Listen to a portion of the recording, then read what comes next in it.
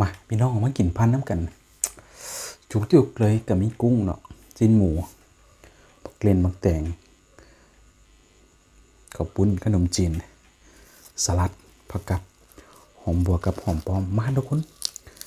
จวนๆน้ำกันเลยขออนุญาตเอามือนะนี่ใส่ไว้สิเลยอุ้ยเจียวขุ่นๆเลยทุกคนมา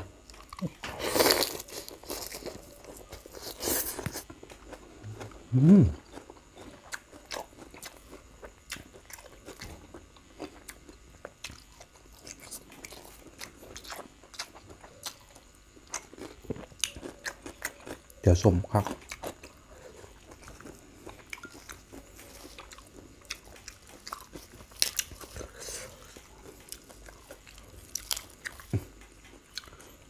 ปุ้นชิ้นหมู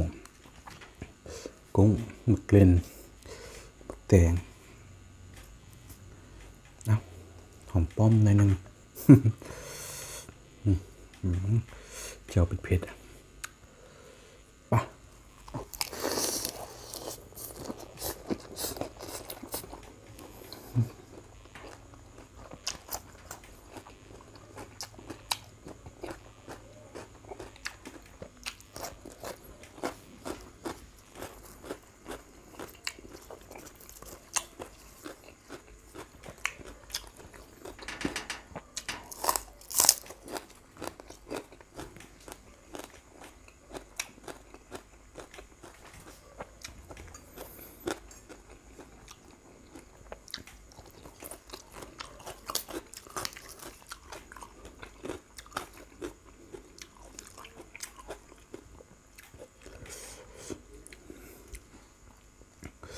กักสุดทุกคน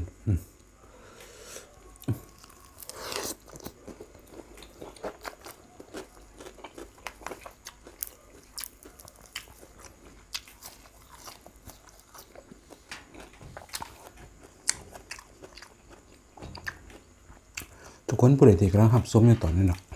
ฝากกดติดตามเดี๋ยวคนบอกคนที่ตามเป็นหมื่นคน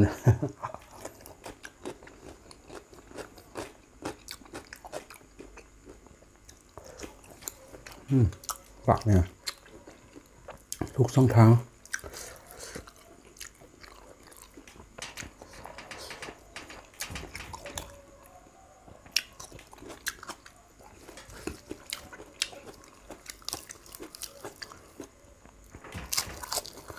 บ้านสีแดงบ้านสีฟ้าบ้านสีดำ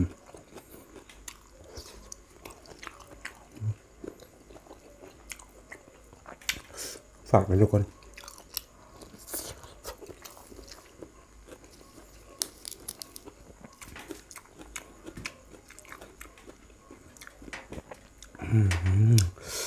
แซ่บกับทุกคนลองเห็ดกินไปเลยน้ำเจียวที่เด็ดเลยก็คือน้ำเจียว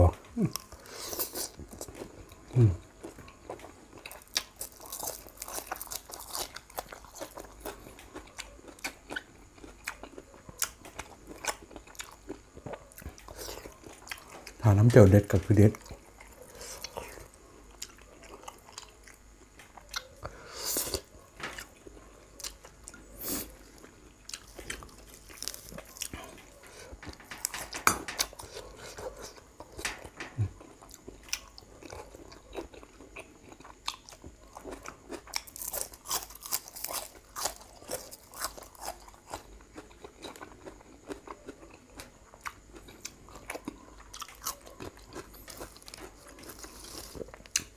น้ำเจียวบเด็ดก็คือจบ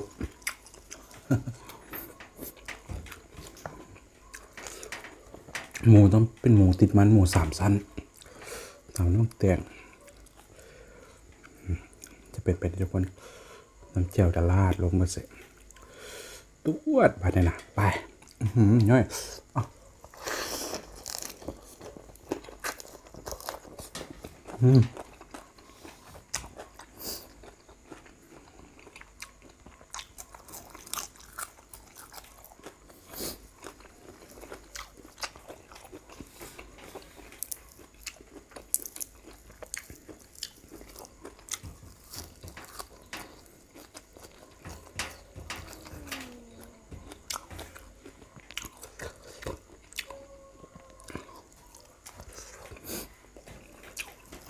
คนยังบริตัด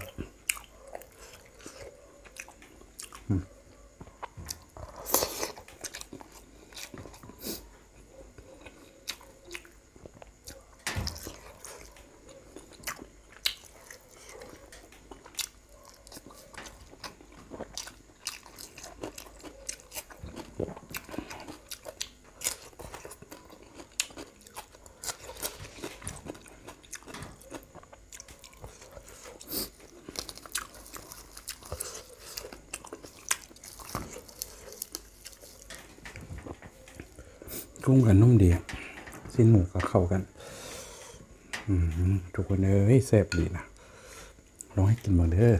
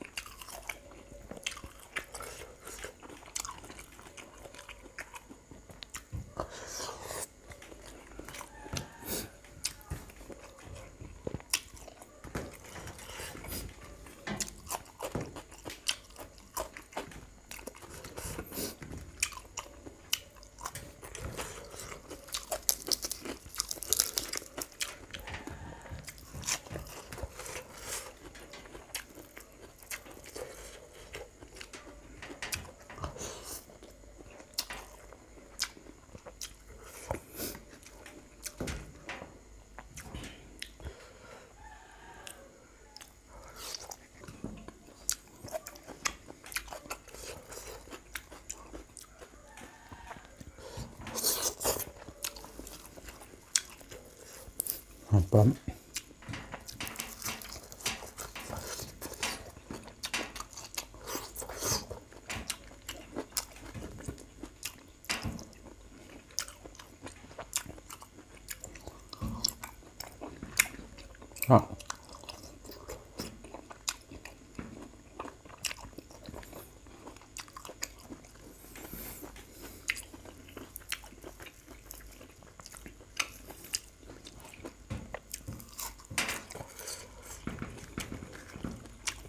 จับกินให้บกพันนะเก็บเวลา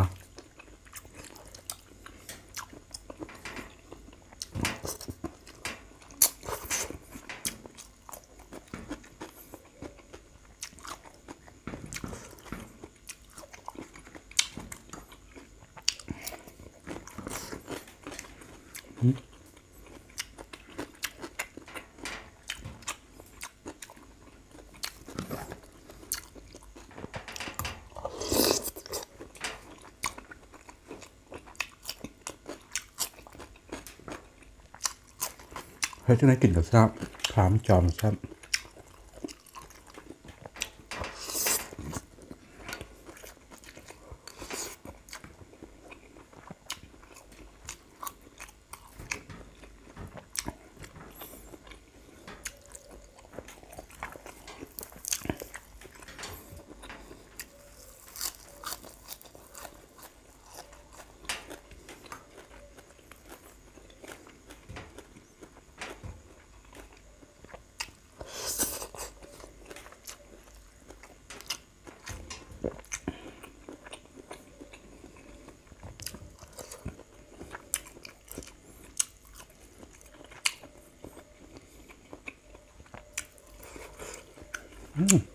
กลับเลยนะ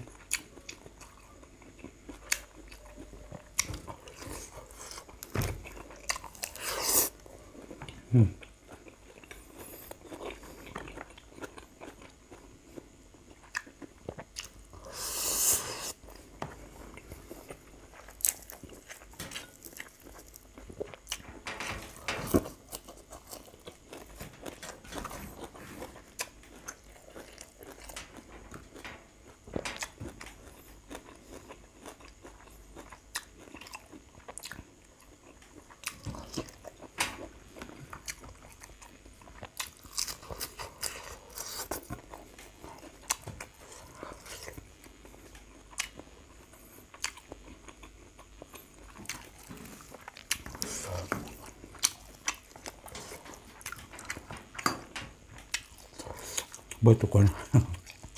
ยังจะพัก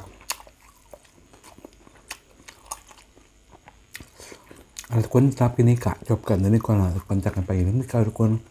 ฝากคอมเมนต์กดไลค์กดแชร์ทุกช่องทาง Facebook TikTok YouTube ซื้อแบบด้วยกันเลยฝากทุกคนไปคอมเมนต์กดไลค์กดแชร์เลยทุกคนรักคลิปนี้ไปแล้วสบายดี